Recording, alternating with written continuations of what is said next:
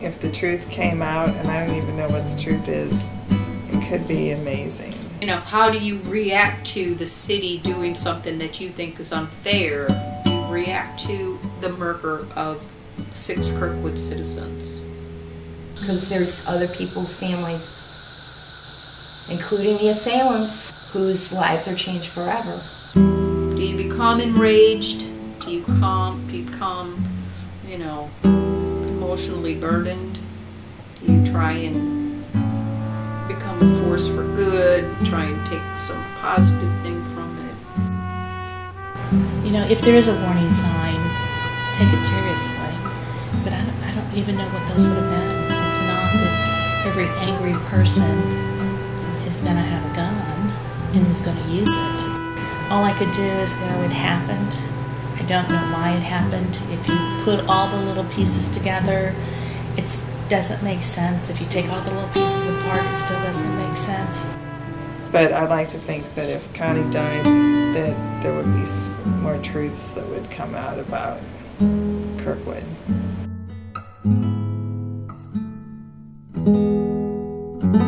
My husband and I are just baffled at how gun violence continues and gun legislation continues to be diminished.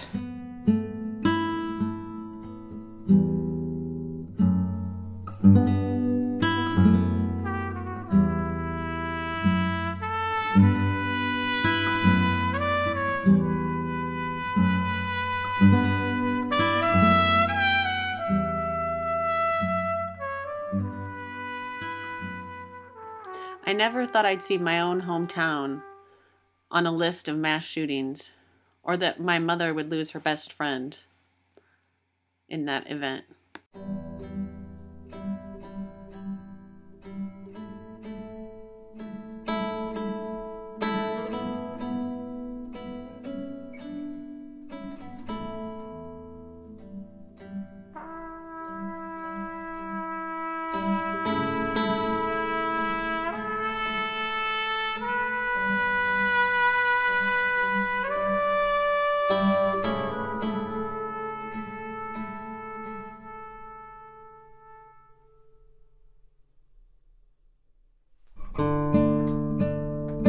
Born in Iowa, in a small town, Washington, Iowa. Well, I grew up on a farm.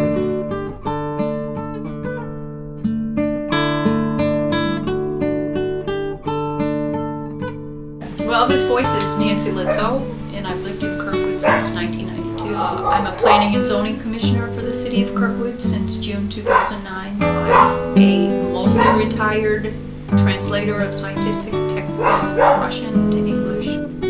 I'm actually a semi-professional singer.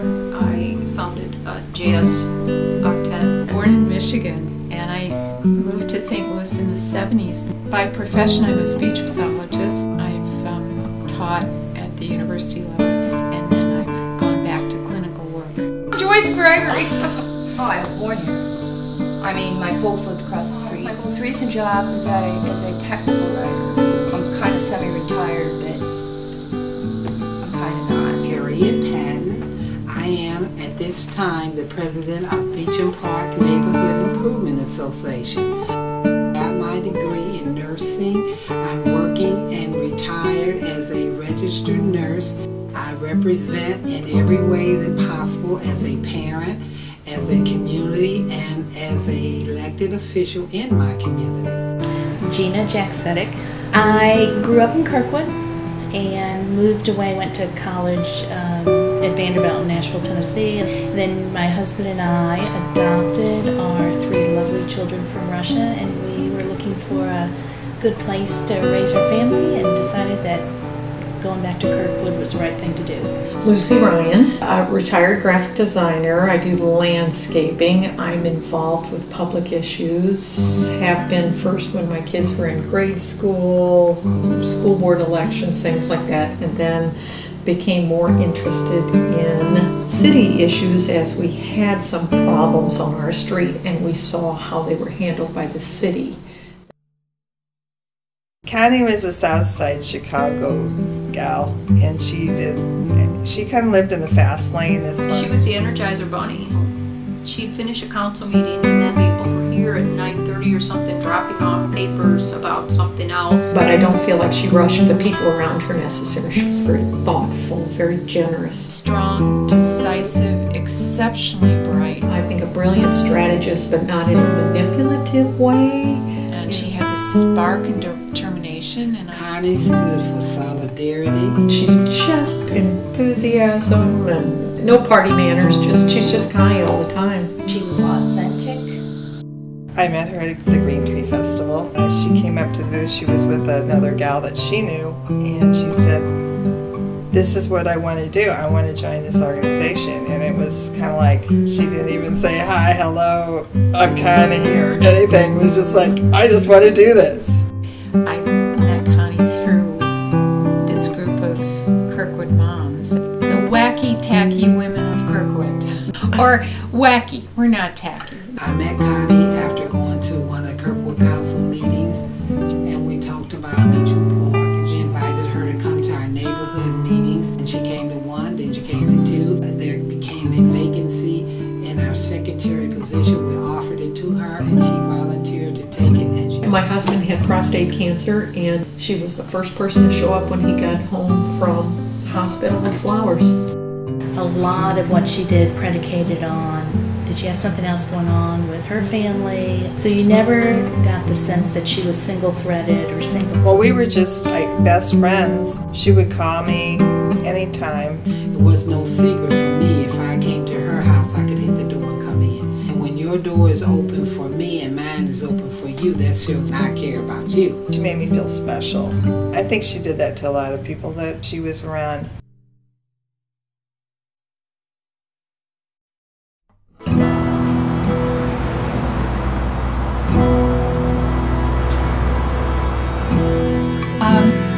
Kirkwood is a family-oriented town. When I was growing up, it was a great place to live. Wonderful place to live in. Moderate means house with a yard for the kids and everybody can play. I love my neighbors. You can find your friends. There are tons of friends you don't have all be alike, but probably have a good time. Grew up here. I had some of my immediate family here, so it gave me an opportunity for my kids to be around aunts and uncles and cousins and grandparents. A lot of people who are related to each other, has a lot of fourth generation citizens. And the schools are very strong. There was no reason to change. And I remember one night we were all picking our kids up from a rehearsal for one of my daughter's plays, and it was a lineup of minivans. Our children were all going on to another activity, and we actually traded off children in our minivans. And we said, "Is this wonderful or what?" A mixture of, the historical, physical Kirkwood, founded in the 1850s, the train station, all of the Main Street. I wanted a town where our church is here, I go to church in Kirkwood. our library is here in Kirkwood, and my shoemaker and the farmer's market is right there too. When my children were little, that's what I loved about it, that our little town was all within a few blocks, and it's a small town within a city. So I have the city, I can go and find anything I need in the city at large, but I have my own small Kirkwood community. With development and big boxes, and the recession hasn't, didn't pass us by. There's, some after effects from all of that. But Kirkwood is a town that thinks it's a utopia. People are pretty much like anywhere else. I mean, they're friendly. A vibrant community where people actually want to come. There's somewhat of a racial difference in Kirkwood. Beecham Park is basically an area that is predominantly black or African American residents with families, children, laughter. We used to have at one point a large grouping of businesses such as hair and barber shops. We used to have a cleaners here and little confectionery stores that generated small amounts of money, but it was a community that was owned and operated by the African Americans of this little community. Kirkwood annexed Beecham Park in about 1992. We were under the jurisdiction of St. Louis County, an unincorporated area. Once Kirkwood annexed Beecham Park, that afforded the residents of Beecham Park the use of all of the amenities of considering the school district, considering the fire department, and considering all of the shopping and the business areas. Big dividing line, the people who have lived in Kirkwood for 4 generations. If you were born here and raised here and went to Kirkwood High School and you knew certain people, then you were kind of on a peg above other people in town. So we got local celebrities. You got your local celebrities. Versus those who've only lived here for 20 years or less and don't have major business interests and or a lot of money. The people who had the power had the power. The people who had the class had the class. This community is stratified across, it's always an economic line. I think Kirkwood includes a lot of upper middle class. But I also see many small home starter homes, young families. He probably would say, a strong working family, middle class.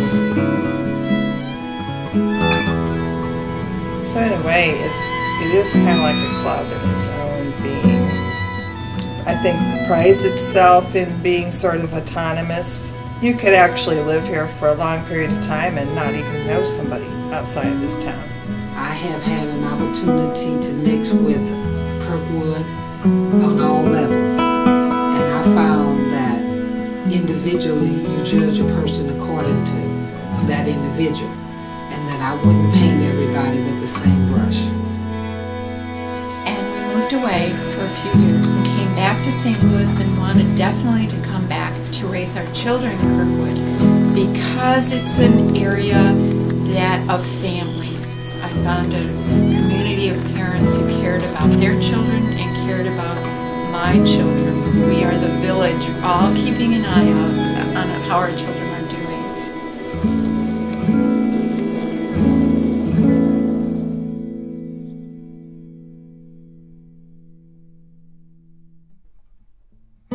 I went away to school and came back to my community.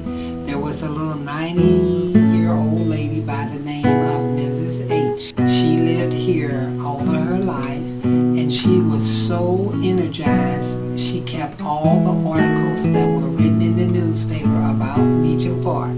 She grabbed me and she said, "Harriet, I remember you when you were a little Girl Scout. I knew how energetic and hard you worked. I really would like to see you come back and give back to the community." Miss H called me every day until she got me on board working with the Beecham Park Post-Annexation Organization and Beecham Park homeowners. And then she pushed me right into the Neighborhood Association, and I have been here working for some 20 plus years. What strikes me is that, like Harriet, my mother had no intention of becoming involved in local politics. For her, it all began in 1994 with Robinson Woods, a plot of land that was threatened to be destroyed by a development that would cut down nearly 9 acres of trees. She wanted to preserve the land because... I guess because it was in our neighborhood and it was behind the elementary school, and it seemed like it could be a component of education. So that was when we started the group Keep Kirkwood Green, to preserve, protect, and enhance green space in Kirkwood. We went up to the Green Tree Festival and we collected postcards that stated that they wanted to preserve the woods. We found that there were a lot of people in the community that felt the same way that we did. I'd say we had about at least like maybe 60 dues paying members, and we did promote like certain kinds of legislation that had to do with like tree preservation, but we also advocated for the preservation of other sites. Work with the issue of neighborhood cleanup, neighborhood lighting, annexation. We were afforded an opportunity to participate in the amenities that were available, such as the Kirkwood City Council. Members of Meacham Park had never gone to a city council meeting. There was a big rush to get to know the city, its function to a full extent, to be included in decisions made by the city, our opinions and our voices being heard at the Kirkwood City Council, to be a part by volunteering on the commissions. We also wanted to see more African Americans hired in the city. The whole community benefits from getting a variety of voices on public boards and groups and stuff. Oftentimes we found that there was not a welcome mat at the council. To be annexed, you would expect there would be better housing stock to increase the business and generate some funds, economic engine here, but that didn't happen. After the Robinson Woods was bulldozed. Back in those days, if you had an issue before council that was important to you, you had to mount a significant effort. At one of the meetings, I got up and spoke, and I said to the city council that I had been trying to contact the city in Opus for 6 months, and they had yet to respond. We sent them certified letters, but we could never get an answer from them. We would do better if we had direct support on the council. Kathy Paulson was organizing a group to promote or try to change the system of government from elected at large to more of a district or ward system. That would be a more effective system of government, because representatives probably that you elected that were local in your area would really have to listen to what the residents want. Otherwise, there would be an implication you probably wouldn't get reelected. So then wards came through, and I think everybody sat up, and I think that the old guard pretty much, they demonized the people who had another opinion rather than saying, it's okay. And then when it lost, I remember getting scolded before city council, shame on you, shame on you, shame on you. There's probably like just a handful that really participate. Maybe it was down to like 50. Later empower people that they've been successful business people, or they've been successful in politics, or they've been on, doing the school board thing. It really kind of seemed like there were two major divisions. There were the people that were basically in power, and then there were people like Connie and me and Joe Godey, and we'd put our names in to get on boards and commissions, and we wouldn't be nominated. We could go to like all the meetings and sit through meetings and have all this knowledge about what was going on, and they recycled people from board to boards. Connie applied for boards. She called them the big three: planning and zoning, park board, and the board of adjustment, and she didn't get on any of the boards. The first thing that got my attention was the old Target site, and I strongly don't agree with what was built there. Things were getting approved at rocket speed a lot of times, and the questions weren't always being asked or being answered. There was a period of time where they built so many condos, where 100% of the neighborhood said, we don't want these condos at the end of our street, and they threw out their petition with a technicality, and then they couldn't sell them. I think people got more focused on losing some of the charm and character. It's my philosophy, people don't move move to Kirkwood to live in a condominium. They moved to Kirkwood to live in a house.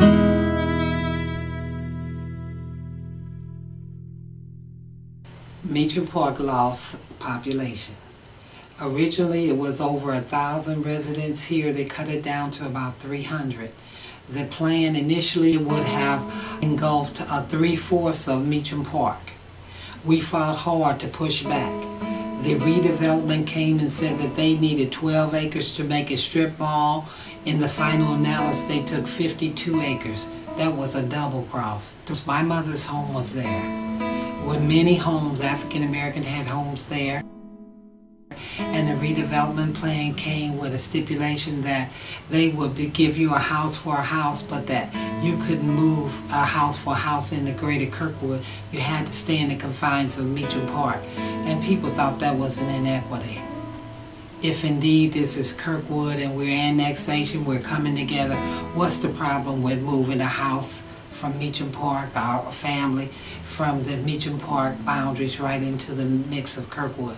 How about moving some of these African Americans? While actually it wasn't the house that they wanted, it was the land.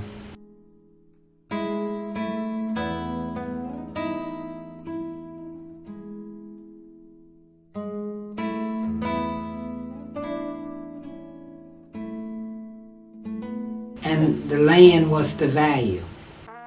I'm very busy at work, and when I started to hear some of the really disappointing things that were happening on the council and the Old Boys Network, I said, well, I can't not be involved. And that's when I started paying attention more to politics in Kirkwood. And we started to hold candidate forums where, people were running for council would come out to a meeting and they'd be asked questions by citizens. I had invited Joe Godey to be the moderator. After that, he decided to run for council, and Connie and I became the chairmen for his campaign that year.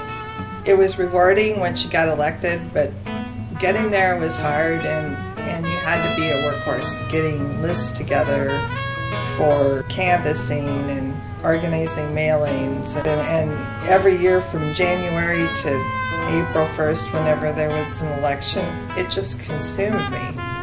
We were starting to get results on the council with people discussing things and not always being unanimous on issues.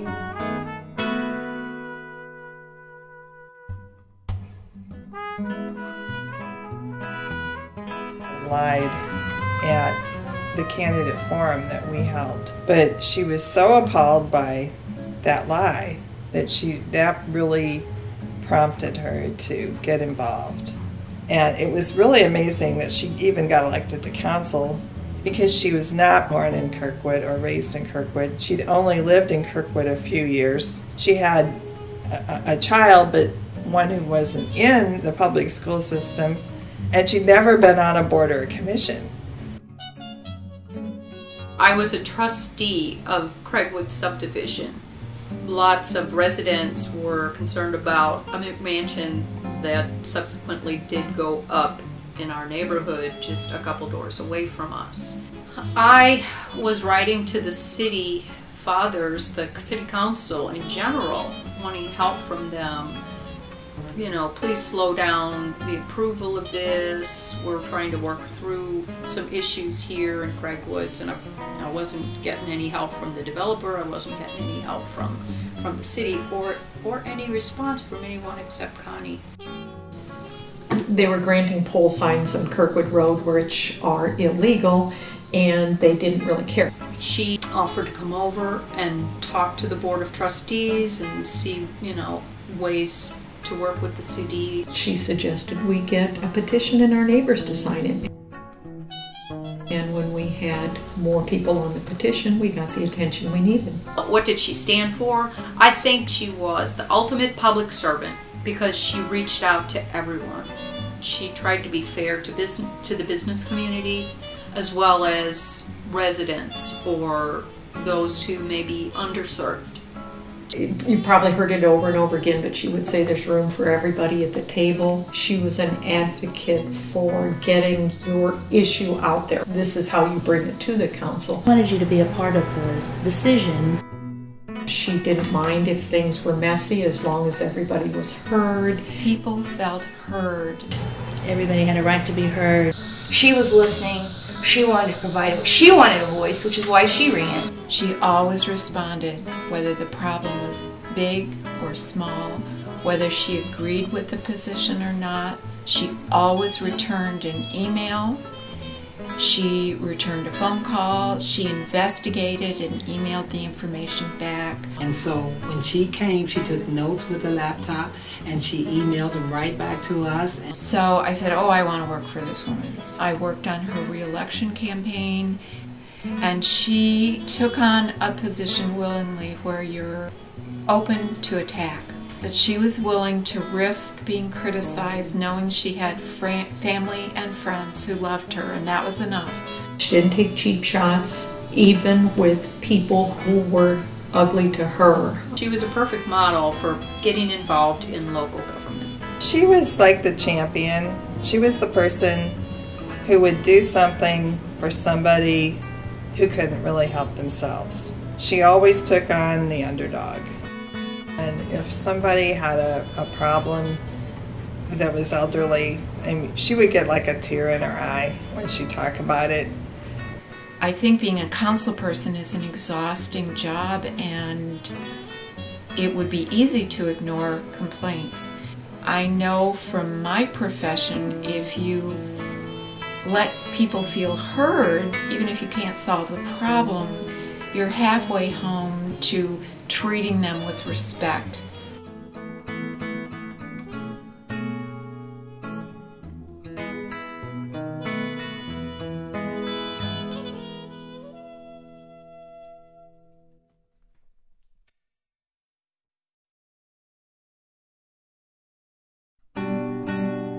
What would you want? What's your wish list? She would take our thoughts directly to the council. I think she spent a lot of time learning about whatever was before her. And she had a tremendous amount of poise at that level because you couldn't be a loose cannon. The number of council meetings that I attended, I watched her do it, which was get her point across in a respectful but firm way and still get voted down. She had an iron constitution. She didn't go there to conform.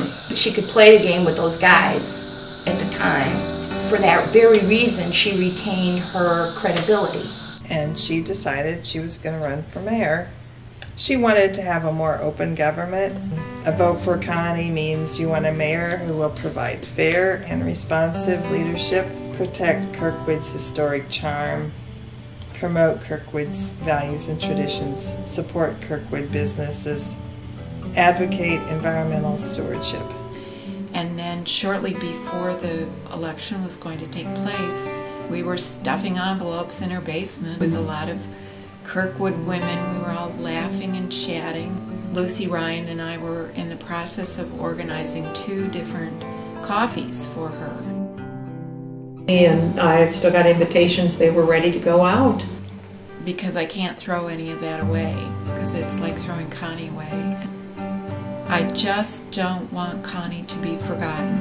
It's just like almost like a gift, you know, just to have been able to work with somebody who could articulate exactly how they would make our government so citizen friendly. It kind of conjures up like the perfect government.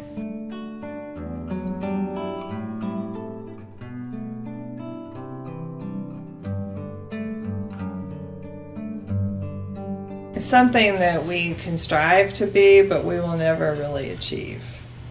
I think she probably could have done it all, but I think it's almost like superhuman.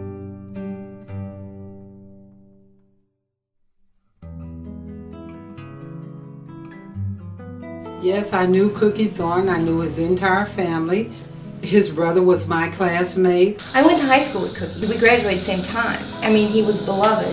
He was a football player, and I think he ran track. So the young boys and girls really looked up to Cookie Thornton because athletically he was very strong and renowned in this community.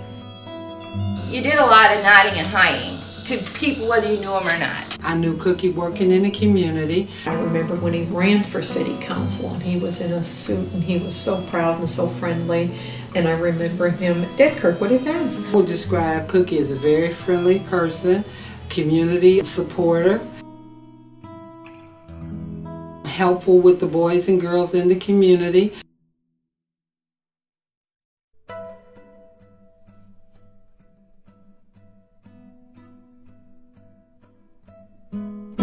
There seemed to be some citizen concerns that obviously they weren't being addressed to the liking of some of the citizen groups. I got the impression that she being the only woman, and not the longtime Kirkwood person, not an insider, that sometimes they weren't very kind to her in closed session or even in the council. They could be kind of rude. When she would come with Meacham Park's requests from the citizen, she was met with a lot of opposition. She tried to stand up for herself and for other people, and she was shut down constantly. Once we would come to the city council, some of the council members would say very derogatory things to our group. Even though our group, Meacham Park Neighborhood Improvement Association, was integrated with African Americans and Caucasian, one of the seated council persons said, "Only the people in Meacham Park stand up." We said, we will not do that. Our association has more than just people in Meacham Park. Our association is the membership, and that if we stand up together. Connie stood up and said, "I agree." In 1991, Meacham Park is annexed to Kirkwood. Cookie claims he gave support in exchange for contracts. Cookie buys a dump truck and receives $60,000 to $80,000 in work. He runs for city council and loses in 1994. He later sues the city for work he did not get, citing the developer and competitor were racist. In 1998, he fails to file his quarterly taxes, owing nearly $500,000 to the IRS. He fails to pay child support of $10,000. In 1999, Cookie leases a service station as an office. 6 months later, he files for bankruptcy and is evicted from the station. He pays $4,500 to the IRS for 4 months. I knew that Cookie had been going up there for a number of years and talking at citizen comment time. He'd always say, hug me and say hi. He showed me his binder with all his citations in, and he was genuinely trying to figure out how to solve his problem and had sought legal help. Now that we're Kirkwood, business issues and things changed. He couldn't park his trucks on the street anymore. You can no longer do specific things. In 2000, Cookie received 60 no parking tickets from the city. These tickets totaled $20,000.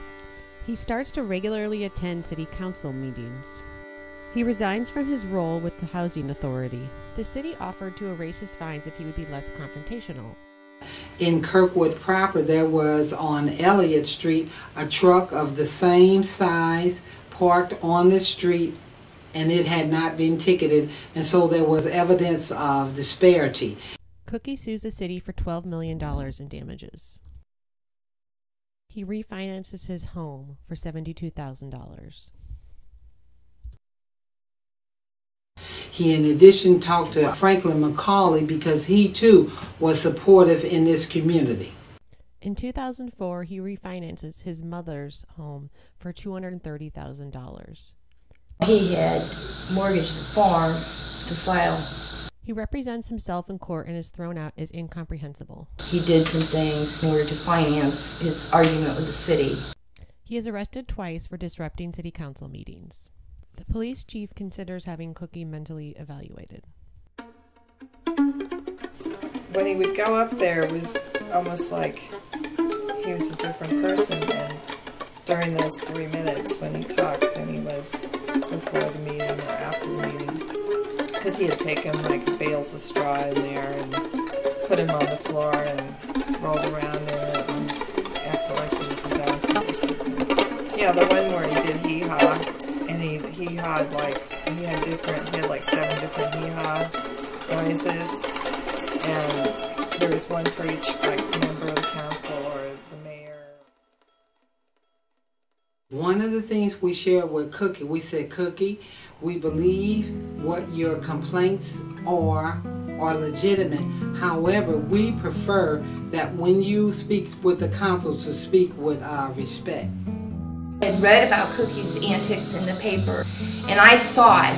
But when I walked into the meeting, and Cookie, you knew Cookie was going to start a meeting, because that's when public comments took place. I'd always hug him, and I actually said to him several times, behave yourself. And it made me very uncomfortable when he started doing what he was doing. What do? You just sit there and go, okay, that's over,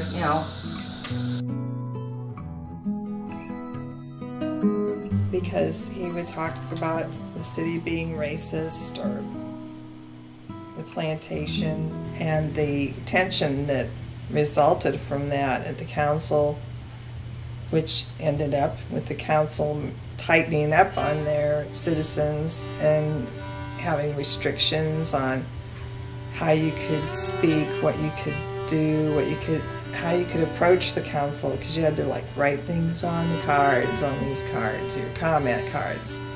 You had to raise your hand. You had to be there at the precise time the meeting started. You had to go up to the velvet rope with a timer. There was this huge timer. It looked like a rocket timer, and it was digital, and it had 3 minutes on it, 3.00.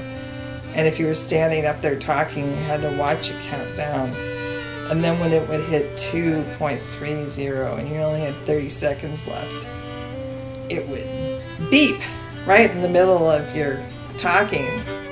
And Connie just hated that. She hated the way it felt about how it was kind of like the Wizard of Oz. Some of the previous mayors had used like an egg timer, and they would keep it in their drawer and get it out, but only when certain people came up to speak. At one point I called other municipalities and I asked them what their rules were about citizen comment time. And they'd say, oh, well, people can talk like 3 to 5 minutes. And then I'd ask them, do you use like an egg timer on your citizens? And they would just laugh. You guys run this like it's some sort of game, So twice I went up and I made the same presentation, and so they would let up on doing it for a while anyway. But then when they resumed, it was like big time. Obviously they had a problem. They wanted to limit Cookie to 3 minutes especially, and so they had to do it across the board for everybody. And they thought this was a solution to it. It did sort of take your sense of power away. And to tell you the truth, they didn't listen anyway. Going up there and speaking, they would not make eye contact as someone like me. And so if you went up there and spoke, it was mostly because you said your piece and maybe get in the paper.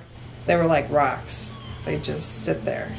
I didn't really know a lot about what he was doing as far as his legal resources. In 2007, the IRS takes $200,000 from him. He refinances his home for $352,000. But I do know that the city, they did try to shut him down. Speaking that they talked about like banning him from the council. And he is charged with assaulting a local business owner, and the police chief is warned.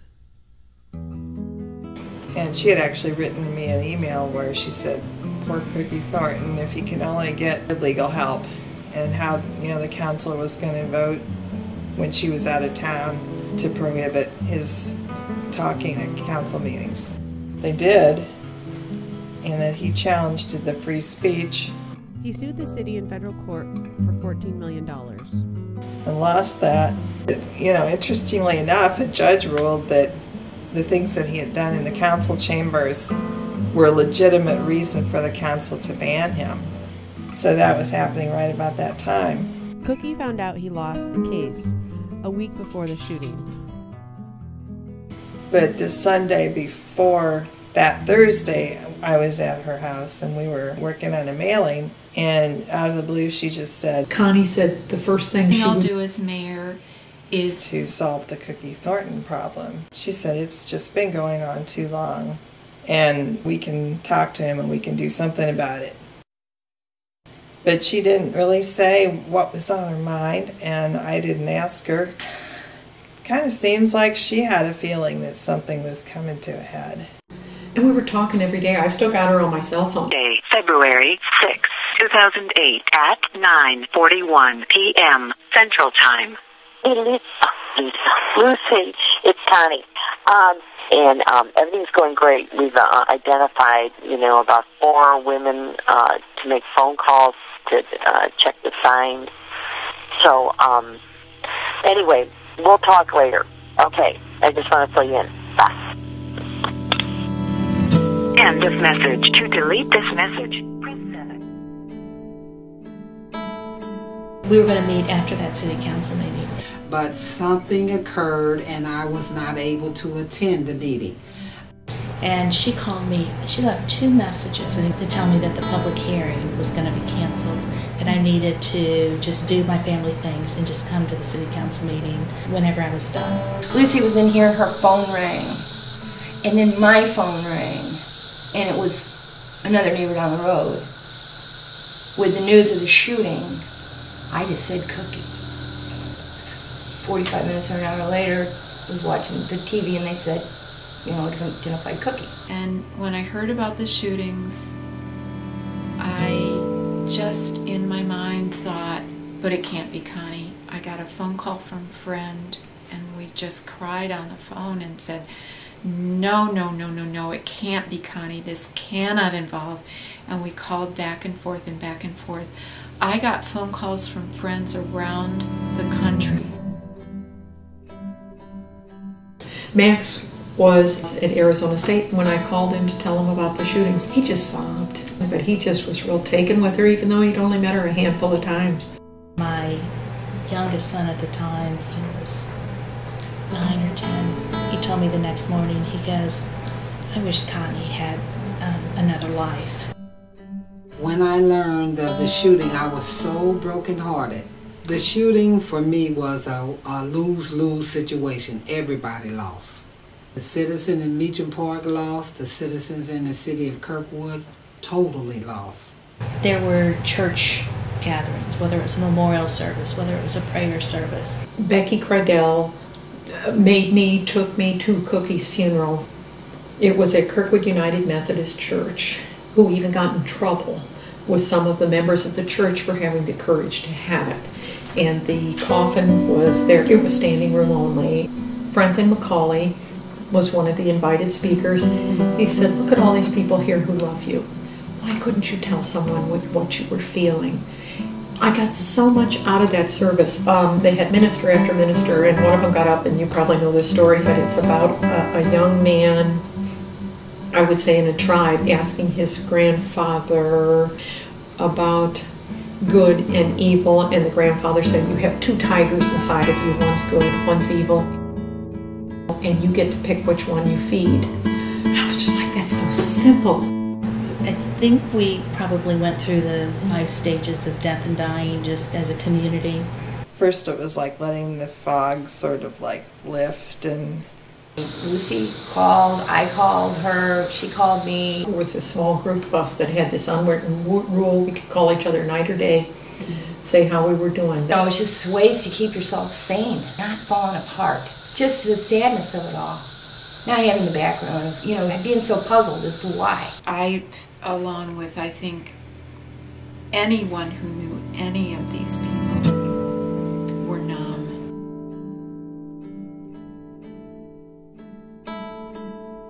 There wasn't a manual on do this, do this, do this, but there was immediately gatherings of people both formally and informally.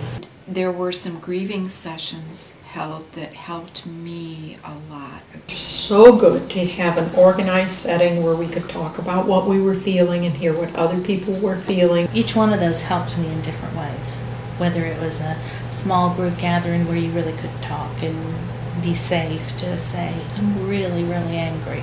Or if it was a bigger group where you were able to maybe not say anything at all. I felt every time when the shootings had occurred and all the funerals were finished that we needed to be sure this didn't tear everybody apart. There were people who said ugly, racist things, and there were people who said, let's go for the tough answer and move forward in a way that's going to make it better. I remember being at one of the first meetings, and Harriet Patton and a number of other people came, and they kind of said, please don't turn your back. We need you. And that was like, oh my gosh, that just broke my heart. And over time, people then formed groups to maybe try to unify. It typified Kirkwood coming together. The Community for Healing and Understanding meetings afterwards I found very valuable because they were made up of people who were hurting and cared, wanted something meaningful to come from this tragedy. And I went 6-7 times. I met some of the people that I had never met who lived in Kirkwood for years. I was invited to different teas and let's get to know each other better. I was very pleased that because those are not the kind of coming together we were accustomed to having. I have, honest to God, I have this fantasy that I was off to the side in my mom minivan and I saw suspicious behavior and I dialed 911 when got Kirkwood and I said, there's something going on. But I guess it's always our attempt to change what could have been. For quite a while I would just go over to Caldy's Plaza and I would just sort of meditate and look at City Hall and just sort of imagine that Connie had been consumed upward in this, like a beam of light. I had to do that to kind of remove the other negative things that I associated with the site. It took a good year to not feel the devastation of this happening in our own community. When I think of the shooting, I think of so many dynamics. And one of the dynamics I think of is there was a breakdown in communication for two communities. The powerful dealing with the powerless. Shootings are just inexcusable. The damage that one person could have, this mental illness and selfish motive to just randomly plow down people. I think he felt jolted after the annexation of Meacham Park and the work that he thought he was going to get that he didn't get. There were things that led up to it, and certainly the stress. But I don't think it was just his dealings with the city that kind of brought him to the point. And it was anger for him, and it just built and built and built to the point of no return. He probably wasn't completely mentally balanced, but he knew what he was doing. I do not get the impression that he was totally off and delusional.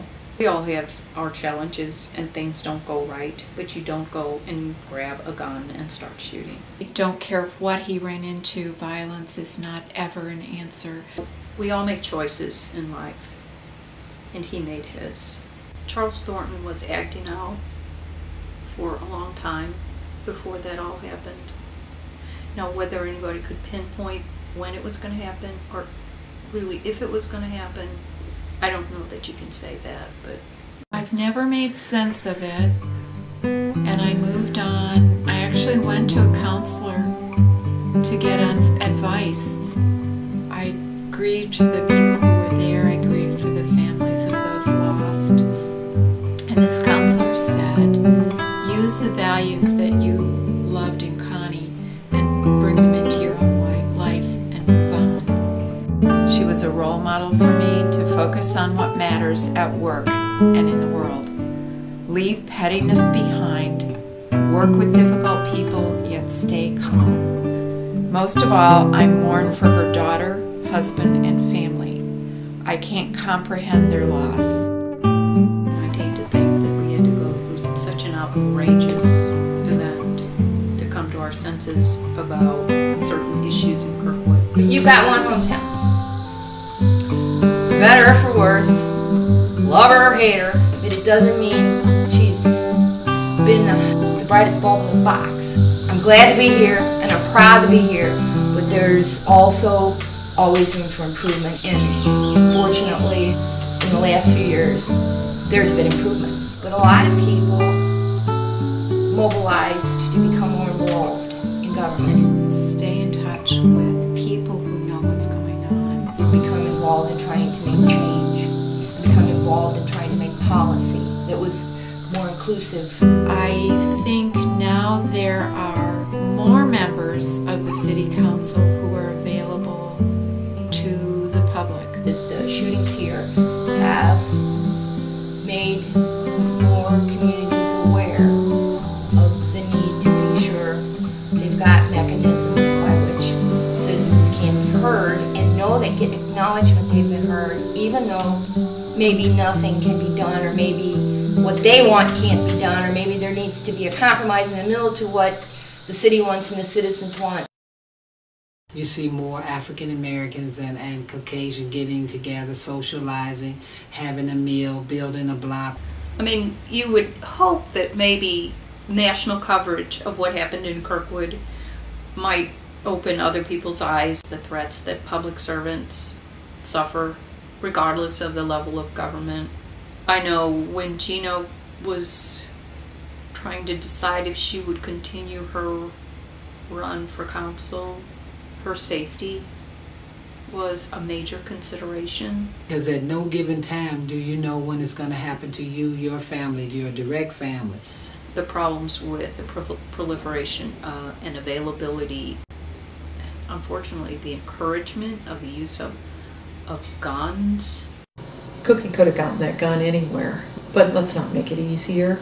I don't care to hunt, but I wouldn't be opposed to people keeping their rights to hunt. Because there's a big difference between hunting rifles and semi-automatic weapons. It stopped me in my tracks. I hadn't quite started up my campaign, actually. Connie and I were to do a kickoff together. She was going to mentor me through this.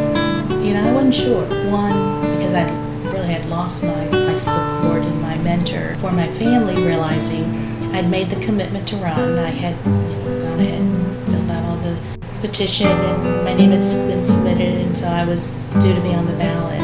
My mom and dad, before that, were not that supportive of me running. They said, you've got a family, you've got kids, you don't have time, you work too much.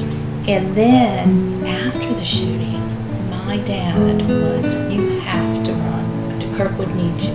They need somebody who's reasonable. They need a different perspective. And finally, my kids, my daughter, Anna, finally said, she goes, Connie would want you to do it. I really did it to honor her.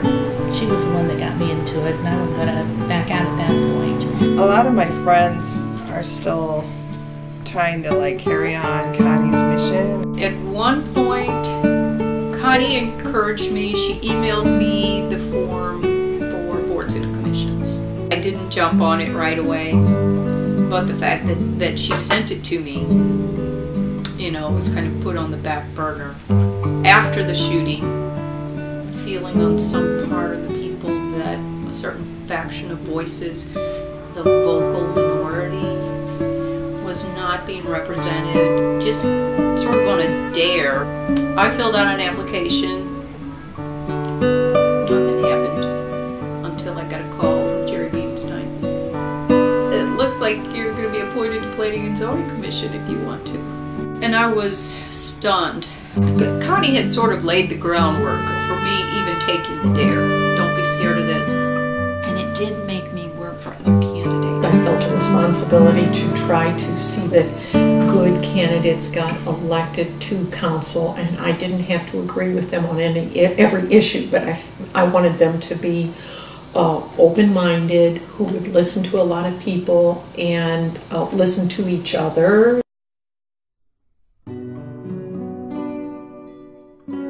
Connie's legacy in Meacham Park has not grown in the manner in which I would like to see it grow.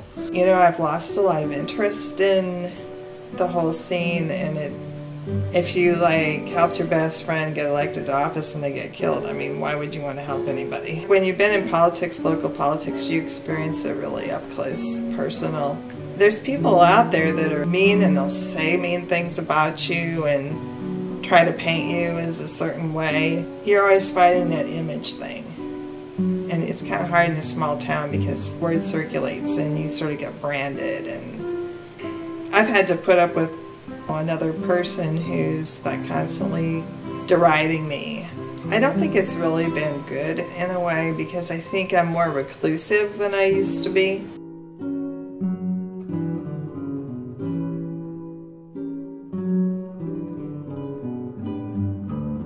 Try to be polite, but speak up, advocate, and advocate for other people. We have open meetings, you can attend anything. You have an independent person who sends out minutes.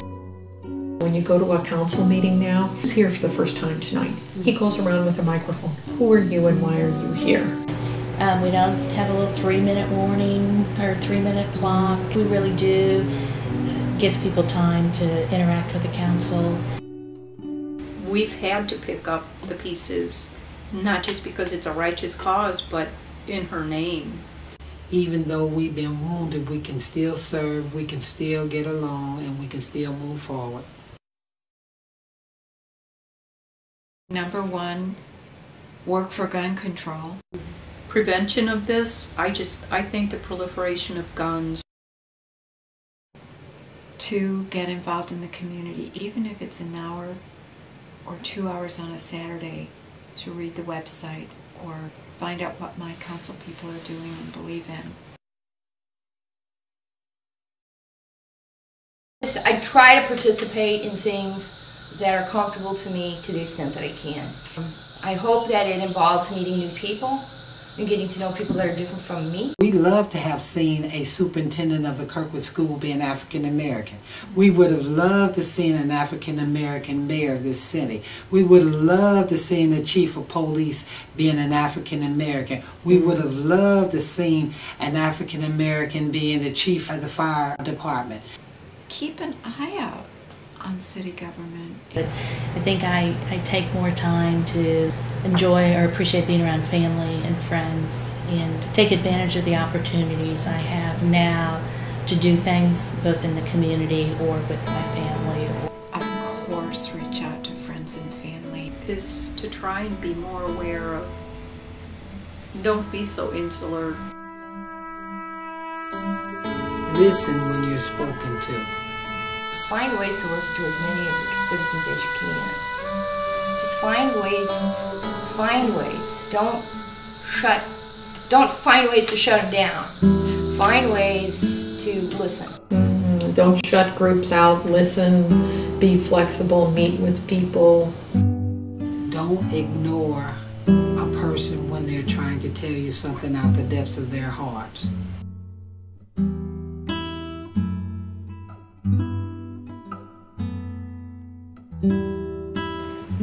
Preservation of the town. We're preserving our community. We tell Connie stories all the time. Connie focused and accomplished a lot in her short life, so if you want to do something, don't put it off. Stay focused on what you want to do that has meaning, and even, I'll get to that. Say it now, do it now. I can't say that 50 Trees was not something that kind of sprang from Connie. It's just like, we can do this. We are so empowered. My name is Jerry Biedenstein. 50 Trees is a group of Kirkwood residents that are very interested in making sure that there are street trees or just trees planted in Kirkwood. For years, there were way more trees cut down than were ever thought about being planted.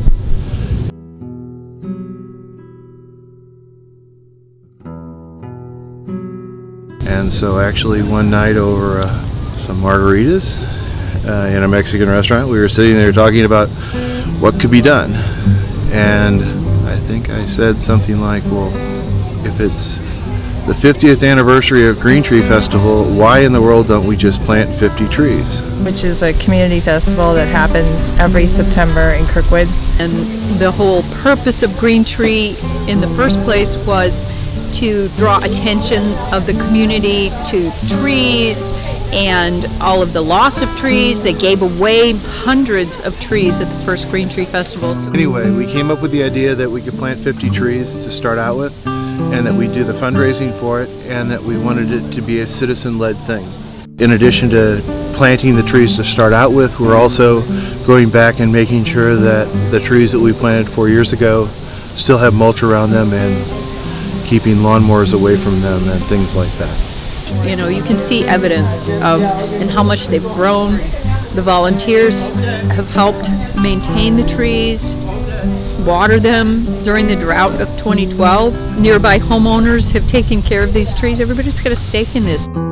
For me, it's just also a way to just like have some, it's almost like nourishment that you're giving back. We just finished our planting blitz October 26th. 50 trees has turned into 200 trees. You know, it's just like building. And hopefully 50 years from now, it will be 2,500 trees. So that's life.